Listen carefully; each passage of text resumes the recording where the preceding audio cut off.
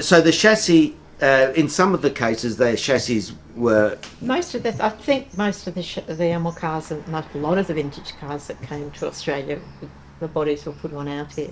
Yeah, so you had a choice of what you put on as a body. Well, I think some of the car companies like Richards used to... Yeah, that's right, TJ Richards. I think Mario's spoken about that. Always the most beautiful, but they're practical, I suppose.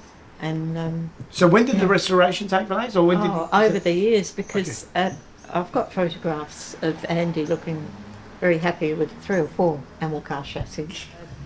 He restored it. I mean, given the fact that we had a couple of kids and we both worked, and it was over many years. Yes. But yeah, I mean, this has been going probably 10, 15 years in this condition. Yeah. And the story, when we, if we hark back to the early days, you actually met Andy in a car show or something. No, what was it? A friend and I were 2 fairly newly qualified physios, and we went. I'd acquired my Lancia, and my friend Sue had acquired a Sunbeam. And when we went to England, we had letters from the Vintage Sports Car Club that I belonged to, with various, because people in the club had given us addresses of people that we could contact to go and look at their motor cars. So we rang up a couple, wrote to a couple of them, I can't remember now because it's so long. It is, well, we're talking 60 years ago or so. Yeah, 64 years 65. Ago. No, in 1965. In 1965. So we eventually got in touch with,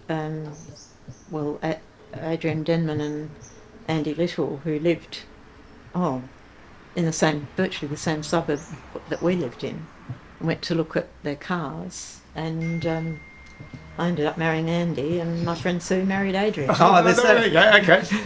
So, and it's interesting because you, husband and wife, you both love cars. We met through a love of vintage cars. Yeah, which is fortunate because I know a lot of these days a lot of women have vintage cars and drive vintage cars, but a lot of women don't. Yeah. And some wives perhaps aren't quite so tolerant. No, they're not. Yeah, so we have that problem a little bit because our wives aren't that keen on cars, but they do like it that we like them, but not necessarily have got all the enthusiasm. So do you take this out at all, Robin? Does this? I don't drive this. This one? My daughter drives it. I love this. Yeah, this is fantastic. It's quite funny when people come to look at the Lancia.